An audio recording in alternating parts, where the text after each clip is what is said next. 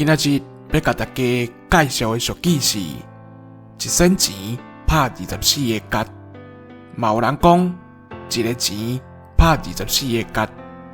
古早东省中有一个四角形的孔，为着要方便查，会牵一条锁仔对钱孔穿过，再搁甲拍角绑做一关。若拍24个角，就真歹透啊！这句话是咧讲人看钱拿性命，对钱项的代志真求欠，搁搞救赎。